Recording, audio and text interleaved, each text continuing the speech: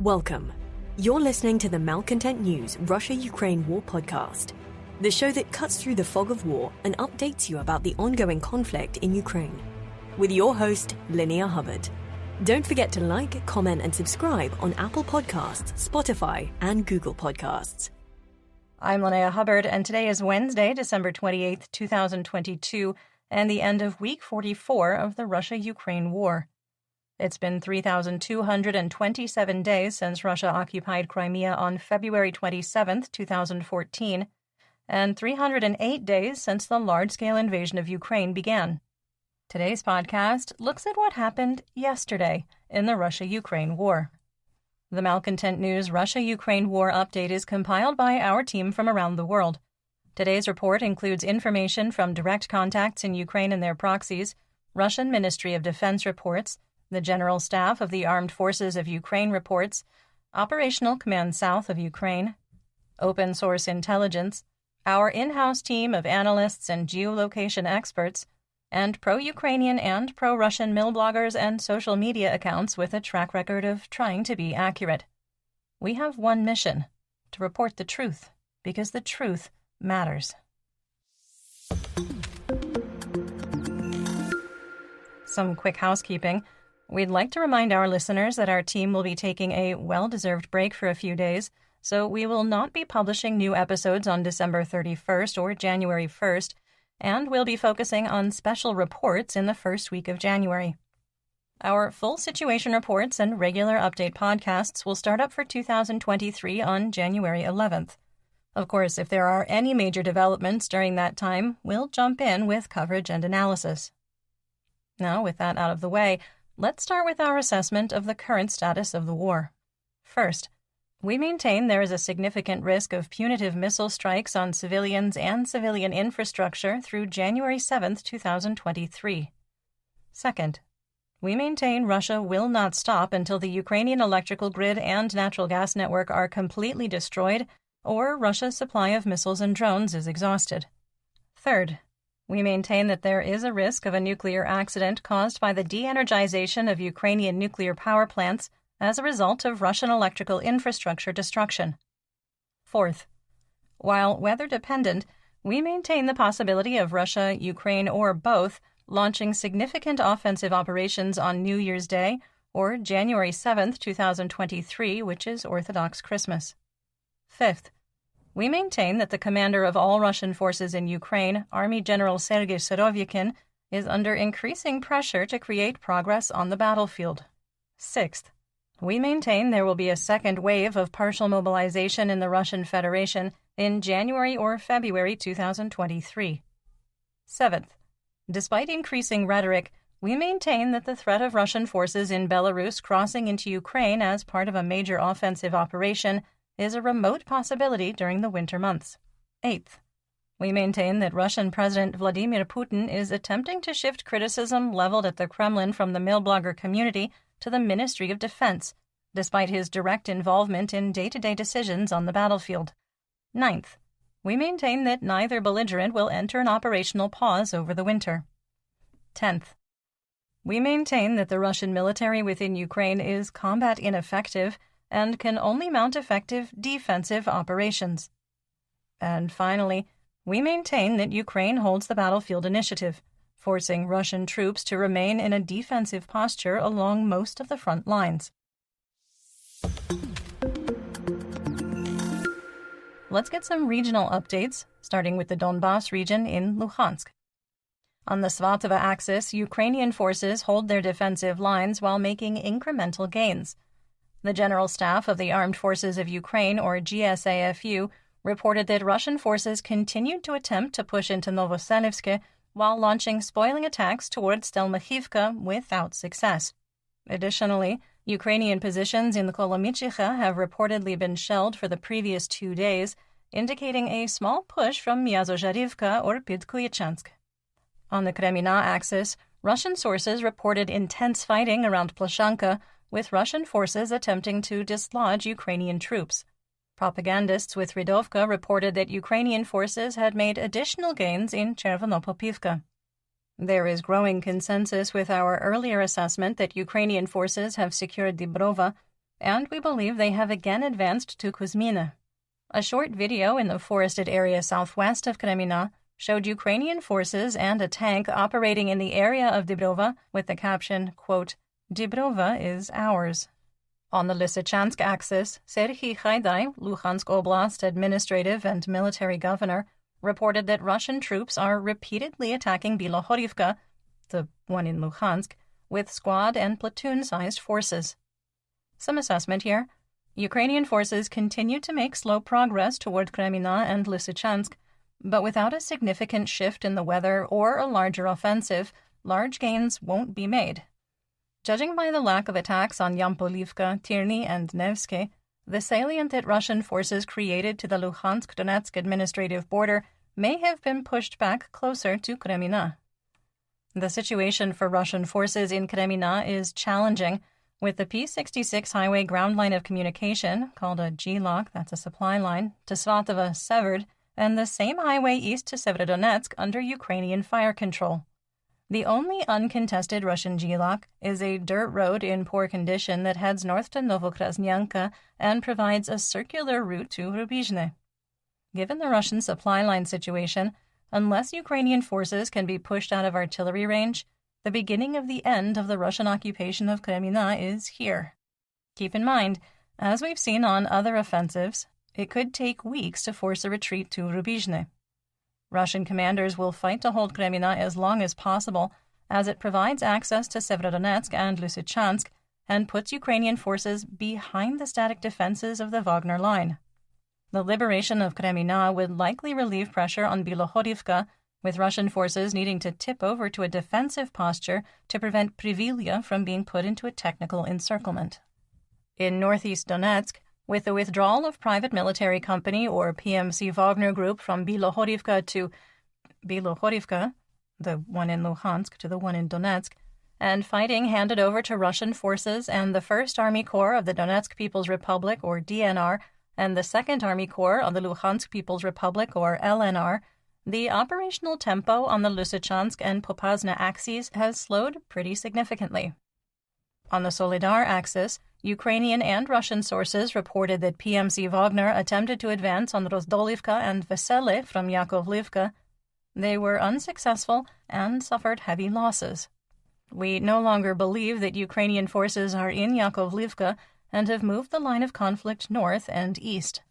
Heavy fighting continues east of Solidar, but reports of deep penetration into the town by PMC Wagner are exaggerations, based on videos showing Ukrainian troops freely moving within the settlement. Russian sources have claimed without evidence, again, that they have broken through Ukrainian defenses and reached the center of Bakhmutsk. Due to a lack of photo or video evidence, however, we did not change the map. On the Bakhmut axis, little has changed north and east of the city. Wagner mercenaries remain at the gas station at the T-1302 and M3, or E40, highway interchange south of Pithorodne. On the eastern edge of Bakhmut, PMC Wagner remains east of the forested area near the mattress and ceramics factories and continues to try to push northwest of the garbage dump. Small groups occasionally cross the dam and ponds into the eastern residential areas, but are consistently beaten back. A video showed Ukrainian Mi-8 helicopters providing close air support, attacking PMC Wagner positions outside Bakhmut. PMC Wagner launched a counteroffensive on Opitne from Ivanhrad and recaptured about half of the Bakhmut suburb. Intense fighting is occurring around the hospital and kindergarten, with both sides suffering heavy losses. Ukrainian and Russian sources reported PMC Wagner launched a large offensive on Klishchiivka, with mercenaries from Rybar admitting in their latest report that Wagner does not control the eastern part of the town. The GSAFU reported that Ukrainian positions in Andriivka were shelled, and we've moved the hamlet back to contested status after Russian state media reported from there on December 22nd. The GSAFU reported a Russian attack on Deliivka was repelled. The Institute for the Study of War had geolocated a small group of PMC Wagner mercenaries west of the canal in a narrow strip of trees west of Kurdyumivka on December 23rd. In our assessment, this group of Wagner troops was engaged by Ukrainian forces. we maintain our assessment that there is not a large presence of PMC Wagner mercenaries or Russian troops west of the canal. Mercenaries from Wargonzo reported that Russian forces attempted to advance on Druzhba from the area of Mayorsk and were unsuccessful. More assessment here.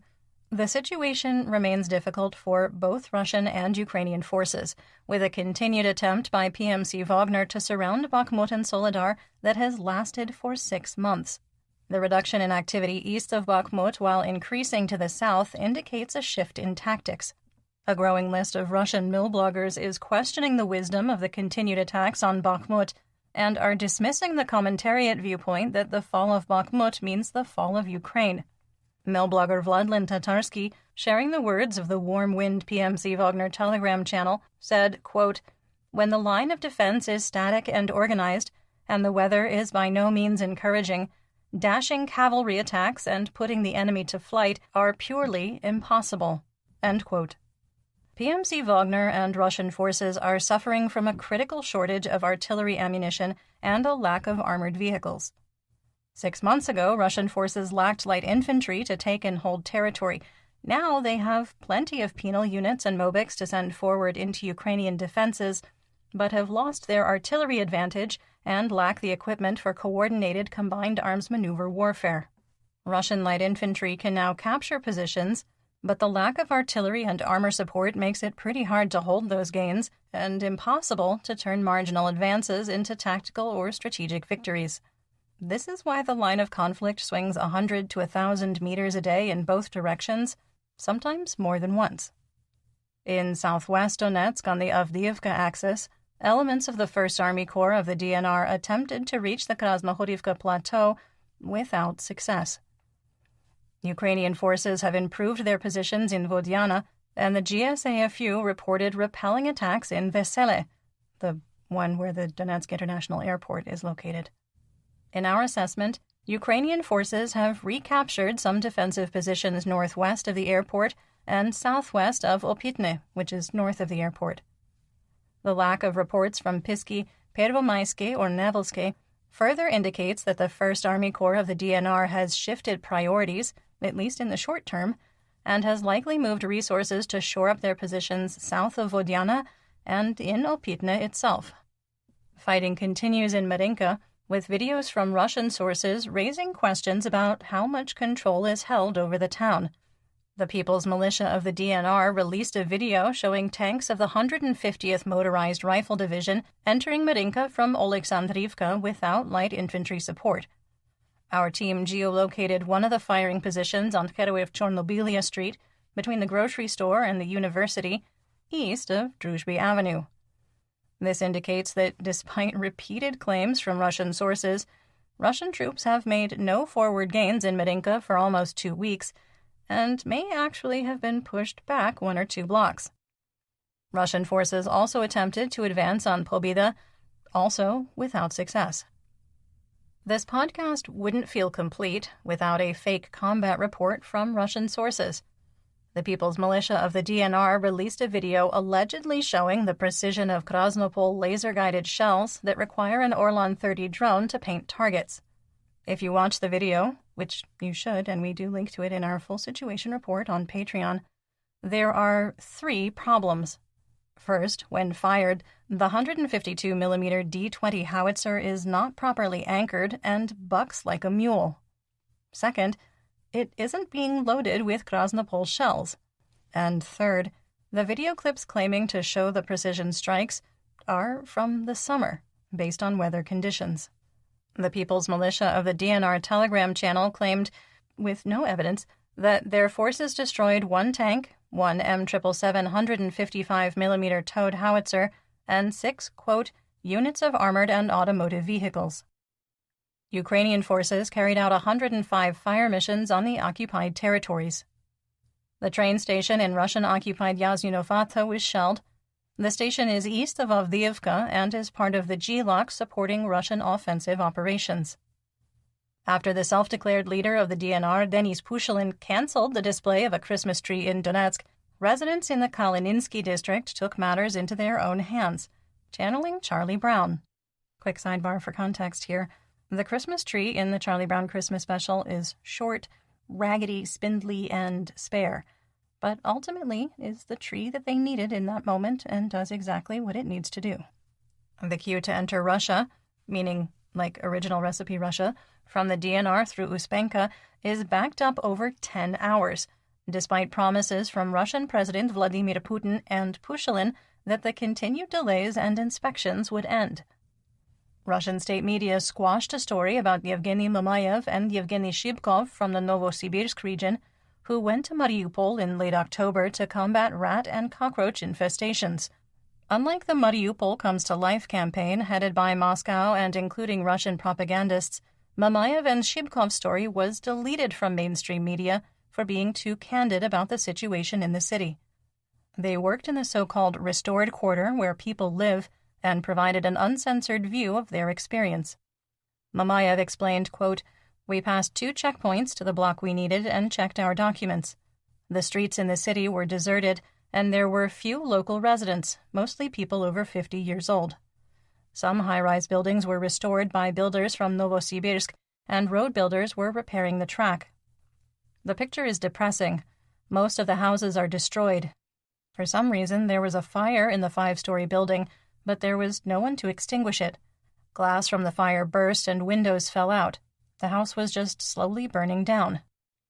For necessary food and supplies, they went to the local market, which was a bit reminiscent of the terrible Perestroika 90s. On the ground, on oilcloths or rags, there were taps, remote controls, televisions, spare parts, and other things. On the counters, on rags, paper-thin sliced sausage, pieces of meat, bottles and cans of milk, potatoes, vegetables, and greens. Here you can also find bread, and sometimes it was possible to buy hot rolls. We are accustomed to visiting emergency zones, and such a bazaar did not surprise us. But the prices: meat from 500 rubles, milk 120 rubles per liter, end quote. They reported packs of wild dogs roamed the streets, and that cellular and internet coverage was frequently out for 2 to 3 days at a time, making communication difficult.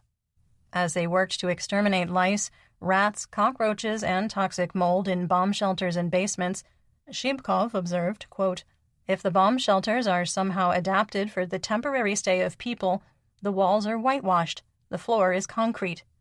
In the basements there is a terrible picture, with dampness, dirt, and fungus on the walls. It is difficult to imagine that people lived in such conditions for a month, 2, or 3, end quote." You're listening to the Malcontent News Russia-Ukraine War Podcast. Our team of journalists, researchers, and analysts is funded by readers, listeners, and viewers just like you. To support independent journalism, please consider becoming a patron. You can find us on patreon.com/Malcontent News. Moving on to Kherson and Zaporizhia. There was mutual shelling on the west and east banks of the Dnipro, with Russian forces conducting 40 fire missions on free Ukraine, wounding 1 person. Russian forces shelled the maternity ward of a hospital in Kherson, where 2 babies had just been born, and 5 women were in active labor. Other civilian areas were damaged by shrapnel, but no one was wounded in the attack. Ukrainian forces shelled Russian positions in the Oleshki, Kakhovka, and Novokakhovka. There was no change in the status of the Zaporizhia nuclear power plant, and no update on the status of negotiations for demilitarization. Russian occupation officials were reportedly preparing to evacuate civilians from Enerhodar, first under the voluntary rule, to be bused to Zhankoy in Russian-occupied Crimea before being transferred to Russia. Obviously, they mean pre-2014 Russia, because even though Russia illegally annexed Zaporizhia and claims Enerhodar is Russia and Crimea is Russia, they know better. They know better. Pictures emerged in Zaporizhia of prefabricated bunkers, blockhouses, concrete blocks, and dragon's teeth in large piles, which is, I'm sure, exactly how they are intended to be used. Some of the pre-made bunkers are visibly deteriorating, and the dragon's teeth were thrown into a jumble at least 6 meters high. The GSAFU claimed that a December 25th artillery or rocket strike on Russian forces in Novobiloserka, Zaporizhia, wounded and killed up to 100 troops, including 15 employees of the Russian Federal Security Service, or FSB. There were local reports of a large explosion on Universitetskaya Street in Melitopol around midday on December 27th, with Russian security officials closing the street and searching cars and pedestrians. There was no additional information at the time of recording. Russia and Ukraine exchanged very sporadic artillery fire from the Zaporizhzhia-Donetsk administrative border to Huliapole to Orikhiv. In the Black Sea, Crimea, Mykolaiv, and Odessa region, there are 10 ships of the Black Sea Fleet on patrol, including 1 surface vessel and 2 Kilo-class submarines capable of launching Caliber cruise missiles. 2 drones were shot down over the Odessa Oblast. In western and central Ukraine, in Dnipropetrovsk, Russian forces launched over 40 Grad rockets fired from multiple launch rocket systems, or MLRS, at Nikopol, Marhanets, and Chervonovyurivka. Civilians and civilian infrastructure were targeted, with over 10 homes damaged, as well as 2 boilers for heat and power lines. Let's talk about developments theater-wide and outside Ukraine. The Russian Ministry of Defense is sticking to its claims that air defense was able to shoot down a Ukrainian drone that was launched at Engels Air Base on December 25th, and it was falling debris that killed 3 and wounded 4. The Russian version of the event is being dismissed by the Russian milblogger community, questioning how a Ukrainian drone flew for hundreds of kilometers undetected, only to be shot down miraculously over the base. Ukrainian sources claim up to 5 Tu-95 strategic bombers were damaged or destroyed in the attack, along with the control tower for the airbase. There is no way to verify the claim. The Ukrainian Air Force reported that the Russian VKS had redeployed Tu-95 bombers from Engels to other air bases, some thousands of kilometers away in Siberia. While the redeployment will hamper the strategic bombing of Ukraine using standoff weapons, the VKS reportedly left some Tu-160 and Tu-95 bombers at Engels. Ukrainian officials reported that the drone strike, plus the loss of a MiG-31K in Belarus for unknown reasons, thwarted a planned nationwide missile strike. 2 days after Russian President Putin claimed that Moscow was open to peace negotiations with Kyiv, someone gave a microphone to Russian Foreign Minister Sergei Lavrov. In his statement, he claimed the West and Ukraine want to destroy Russia, and Ukraine must remove any military threats against Russia or, quote, the Russian army will solve the issue, end quote. Natalia Humenyuk, the communications director for Operational Command South, or OCS, said there remains a risk of another wide-scale attack on Ukraine by Russian missiles and drones, and suggested the next wave may be both missiles and Iranian-sourced drones combined. The Russian military reportedly took delivery of 250 Shahed-131 and Shahed-136 drones from Iran in December to restart attacks on Ukraine, after using the first 400 to 500 delivered in October and early November. Ukraine has shot down up to 84 of the new batch, according to Colonel Yuri Ikhnat, spokesman for the Armed Forces of Ukraine. Kyiv struck a defiant tone, with Ukrainian presidential advisor Mikhailo Podolyak tweeting that, quote, Russia needs to face the reality that neither total mobilization, nor panicky search for ammo, nor secret contract with Iran, nor Lavrov's threats will help. Ukraine will demilitarize the Russian Federation and oust the invaders from all occupied territories, end quote. While it is true that Ukraine's foreign minister, Dmytro Kuleba, said that Kyiv was open to having peace negotiations with Russia, headed by United Nations Secretary-General Antonio Guterres, Kuleba added that Russia would have to face a war crimes tribunal before Ukraine would engage in direct talks. No Lavrov statement would be complete without mentioning Nazis or threatening World War III. He said, quote, we keep warning our adversaries in the West about the dangers of their course to escalate the Ukrainian crisis, end quote. And he maintained the Kremlin talking point that, quote, the risk that the situation could spin out of control remains high, end quote. Andriy Demchenko, spokesperson for the State Border Guard Service of Ukraine, said there are no signs that the Belarusian armed forces are forming offensive groups to prepare for an invasion of Ukraine. Kirill Budanov, the head of the Ukrainian Chief Intelligence Directorate, said that Russia's repeated rotation of troops through Belarus and joint maneuvers are not a prelude to an invasion, but are meant to lock Ukrainian military resources in place. There are rumors that Iran agreed to provide Russia with 1,700 more 131 and 136 UAVs in exchange for 24 Su-35 fighter airplanes originally meant for Egypt, before they canceled their order. In our assessment, if this arrangement is true, it may be one of the worst military arms deals in world history. No, but seriously, the value of the drones is around $34 million. And once they're used, they're gone. The value of 24 Su-35 airplanes is approximately $1.2 billion before training, munitions, and spare parts. Further, Russia has lost dozens of airframes since February 24th, including 18 Su-34s, which will take them years to replace. Russia is pushing back the deadline in the occupied territories to force a conversion to the ruble to April 1, 2023. Ukrainian hryvnias can still be exchanged at the start of the new year. This is likely due to a hard currency crush within the Russian Federation. In a phone conversation with Ukrainian President Volodymyr Zelensky, the Prime Minister of Italy, Giorgia Meloni, discussed providing additional air defense systems to Ukraine and committed another €10 million in financial aid. The United States Department of Defense stated they were accelerating the training of Ukrainian forces in the operation and maintenance of Patriot missiles for Ukraine and believed the system could be deployed in 6 months. Speaking of Patriots, let's talk about Russian mobilization. Mercenaries with PMC Wagner blasted the Kremlin in 2 videos, claiming they are unsupported by Russia, have no artillery ammunition, and called General Valery Gerasimov, the chief of the General Staff of the Russian Armed Forces, a piece of shit and some homophobic slurs. The head of PMC Wagner, Yevgeny Prigozhin, dismissed Russian claims that Ukrainians staged the videos to sow discord and verified that the statements came from Wagner mercenaries. In a 3rd video, Prigozhin visited with one of the groups and shook their hands, eating a meal with them in a bunker. With Prigozhin in an open power struggle with Russian Minister of Defense Sergei Shoigu and Gerasimov, there is speculation that the restrictions on artillery shells are intentional.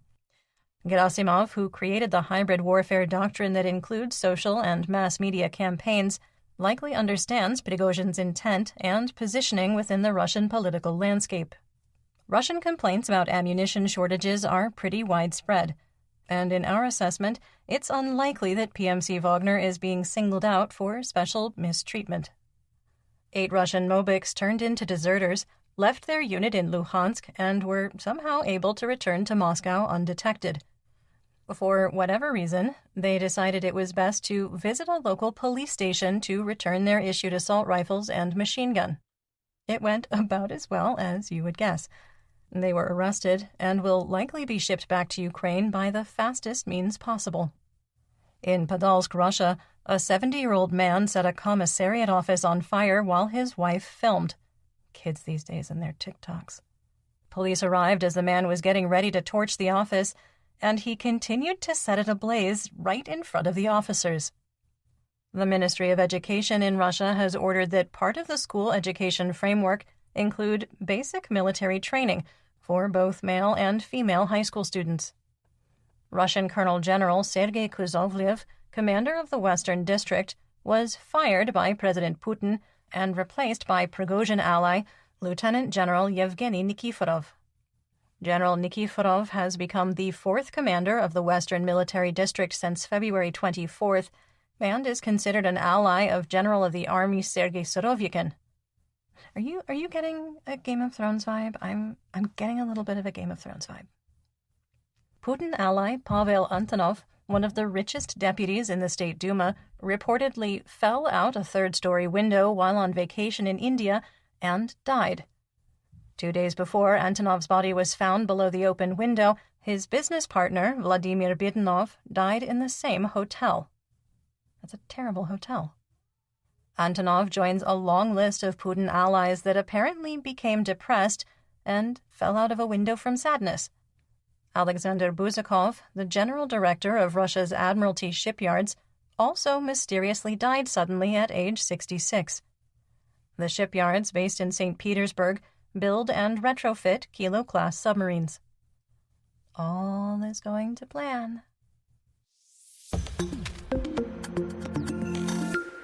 In our War Crimes and Human Rights segment, we discuss events that might be upsetting to hear about. There is minor graphic detail in today's report, and if you are sensitive to descriptions of human rights abuses, please feel free to skip ahead to the next segment. Timestamps are in the description. Chechen Kadyrovites have created problems in Russian-occupied Crimea and Donetsk. In Simferopol, 4 Kadyrovites have been detained after assaulting a woman and causing a bar brawl. 4 officers and the commander of an Akhmat SOBR detachment went to the city to buy a black Toyota Land Cruiser and then to the Monroe Club. While at the club, one of the intoxicated men grabbed a woman's bottom, which drew the ire of her boyfriend, a Russian soldier. The 5 dragged the soldier out of the bar and beat him. When his girlfriend tried to intervene, they beat and assaulted her. The police arrived with at least 1 Kadyrovite assaulting an officer, forcing the use of pepper spray. In Russian-occupied Makiivka, the situation is much worse. Kadyrovites entered the home of a Romani family of 8, executing all of them at point-blank range with shots to the head, including 3 children.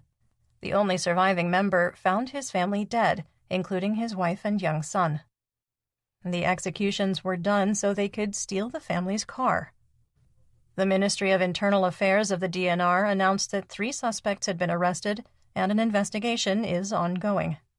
In Russian-occupied Melitopol, Russian occupiers ordered the destruction of all Ukrainian literature, textbooks, and any materials written in Ukrainian in an open act of genocide. The Russian Ministry of Defense transferred the bodies of 42 Ukrainian soldiers to Kyiv, repatriating 869 fallen troops since February 24th. In geopolitical news, the European Parliament has sent an ultimatum to Georgia. If imprisoned ex-president Mikhail Saakashvili dies in custody, their application for EU membership will be rejected. Saakashvili is reportedly in poor health, with accusations that he was poisoned by arsenic in prison. Georgian officials deny the claims. Hungarian Prime Minister Viktor Orbán told reporters that the only reason Ukraine continues to fight is that the United States supports them, and the war would end with the end of U.S. support. He claims there should be a ceasefire and peace negotiations. In our assessment, Orbán is playing the role of a so-called useful idiot for the Kremlin, with the United States House set to transition on January 3rd. But the United States Congress has already allocated $45 billion in aid to Ukraine for the 2023 fiscal year, and any House measure to gut the funds would be dead on arrival in the Senate. In economic news, the Kremlin announced it would no longer sell oil to any nation that supported the $60 a barrel price cap for Russian crude. Most nations that set the cap have already stopped buying oil from Russia, or in the case of Germany, announced they would cease purchases in 2023.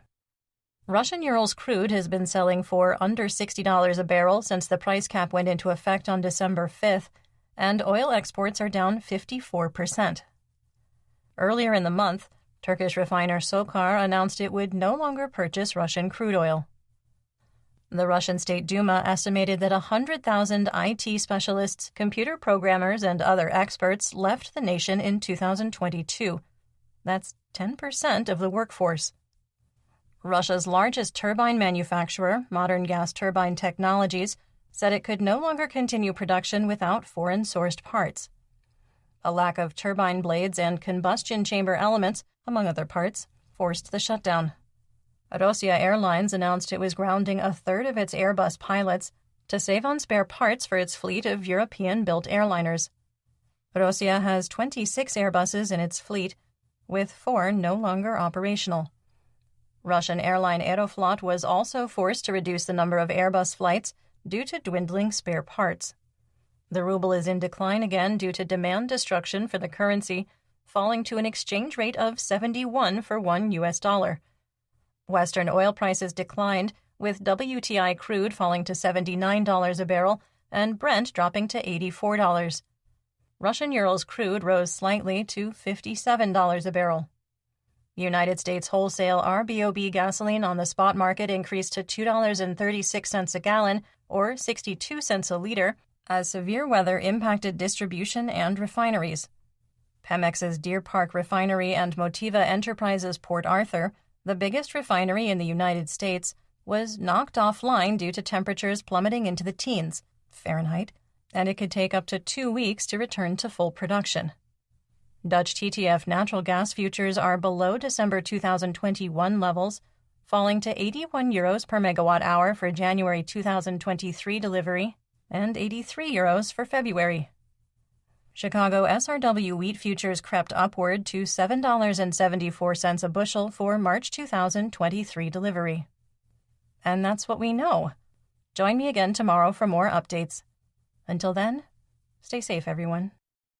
You've been listening to the Malcontent News Russia-Ukraine War podcast. To help keep us independent, please consider providing financial support by becoming a patron. Want on-demand news in your hand? Download the Google News app and make Malcontent News one of your favorites to receive breaking news updates. Thank you for listening.